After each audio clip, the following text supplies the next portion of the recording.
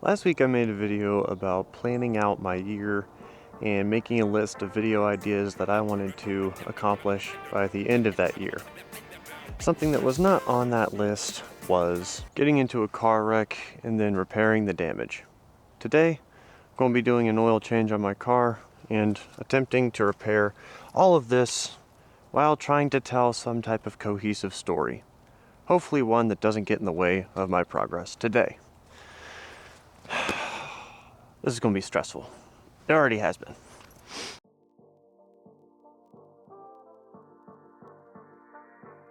I moved inside because of course it's snowing like crazy out there. Yesterday it was 50 degrees in the middle of winter in Michigan, but that's Michigan for you. At least it'll be a little bit drier than outside.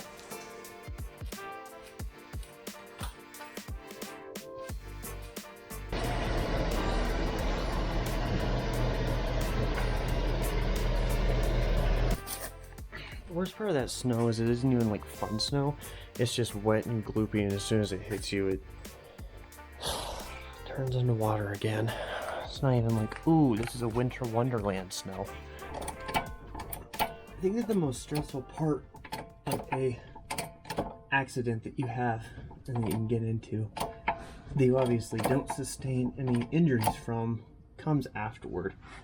It's not really, oh, I had an accident, and that's the stressful part. It's, how much is this going to be? How much is this going to cost me? What is insurance going to do? At least it was for me.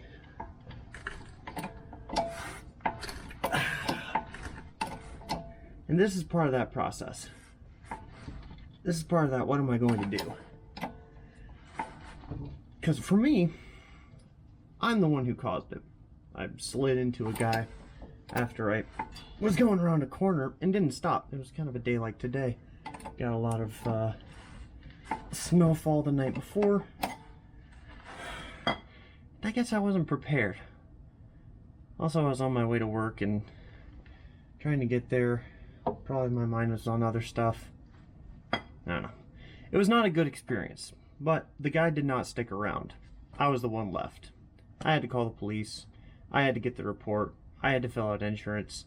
It was all on me. So after a while, mostly being told that my car was going to be totaled and that I would just kind of have to find another car, I was given the chance by insurance to maintain the car, get a settlement, and continue driving the car until I was able to afford another car. And it's not that I can't afford a car right now, but the plan was to kind of hold on to this one until the summer, and I was able to get a new one, which throws off my plans a little bit. But I guess that's just kind of more of a lesson that you gotta learn how to roll with it. Things are going to happen that you can't control, and you have to learn how to manage what you can manage. I always forget which way it is, because you're kind of upside down in here. Anyway, if I'm honest, changing the oil anytime I'm under a car, it kind of scares me. My great uncle was under a car one time, or some type of vehicle. I don't know. I don't totally remember.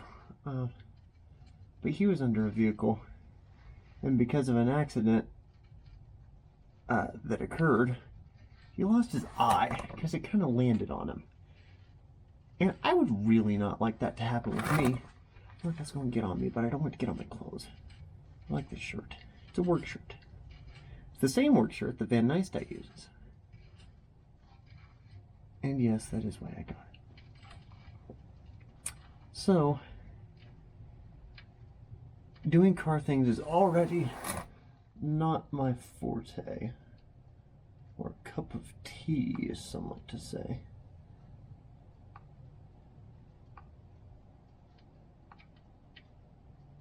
But then again, you gotta learn to roll with things. Okay. Let that drain. Put the plug back in. Let's fill it back up. And then, gotta start working on the side panel. Something that I really dislike about this vehicle is the fact that you cannot access the oil filter from down below. You have to access it from the hood, which means that you have to reach down there to that orange thing to get it. Which means that placing the filter, like the oil pan, to collect it is a little bit of a kind of gamble because you can't see exactly where it's going to be. So let's hope that I'm able to properly place it and collect all the oil and not let it spill all over the floor as it has happened before. After a very long process of trying to get this out, finally got it. It was stuck mainly because of the position.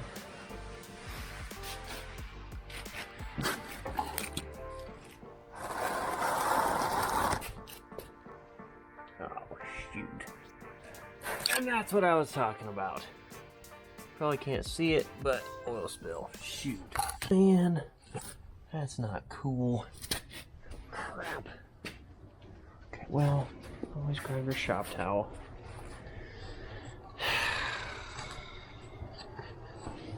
I was almost 30 minutes of wrestling with that dumb oil filter to try to get it off. And in the process, I cracked my screen. Dang it! Well, I guess that's why it's there, but they don't even make replacements for that anymore. Wonder if I use a screen protector. It's not the screen, it's the lens cap. Shoot! Good news, it was only the lens cap. See that right there?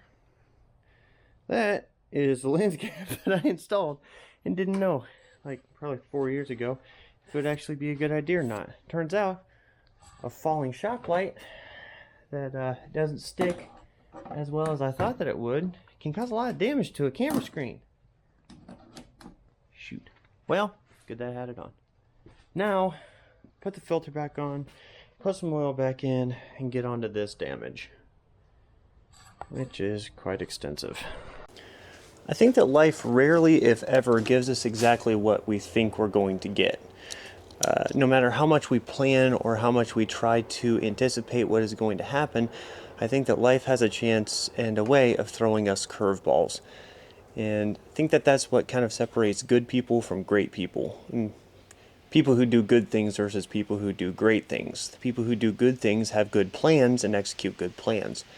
People who do great things have good plans, and then when things come up, they find ways to adapt and overcome them. So, although I might see this, and I do see this as a big problem, how I choose to adapt and overcome through this situation is more of what interests me. And I guess we'll see exactly what happens, in the coming year. My plan is now to maintain the car, keep it, save up some money, and get a different car. But I don't have a plan really beyond that. It's definitely not what I had hoped for. Doubt that anybody really hopes to have a wreck. But just put the oil filter back in. It's a lot easier than taking it out. So now, putting more oil back in and working on the body, which is something that I have never done and never thought that I'd have to do. Adapt and overcome, right?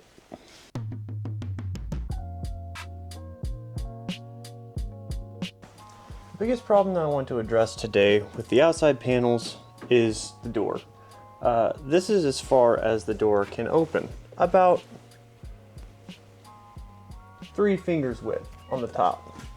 That won't do, as I often use this vehicle for traveling with family. If you look closely, there are a couple things that could be wrong with it. One, I thought, oh, it's going to be this door panel, right? Because it's all messed up. I mean, look at that. This is going to be the problem, right? Got to straighten that out. Well, maybe not. This is how it looks. This is getting bent down here. So what I'm thinking is if we pull this panel, fix this dent, and pull this panel up, we might have ourselves a fixed door. We'll see. I've done nothing like this before, so I'm really going in blind. What I'm thinking is remove this guard and go after it.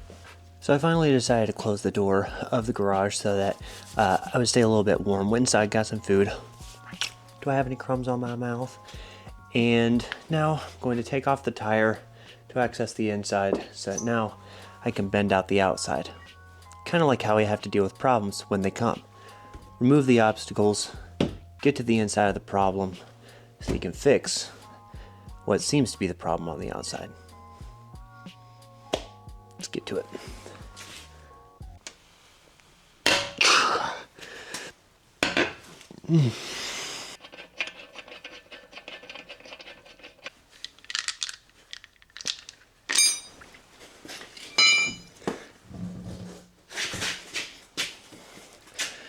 This could also be the reason that I had the accident in the first place. I'd been needing to change my tires and I just hadn't done it.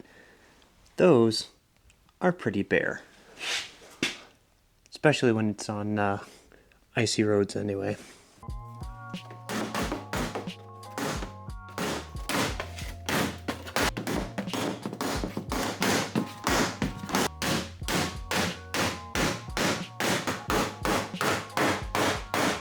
After having my brother come out and help me a little bit, I was able to get this pretty undented. I mean, it's still going to be a little, you know, I'm no pro. And now, trying to get this better.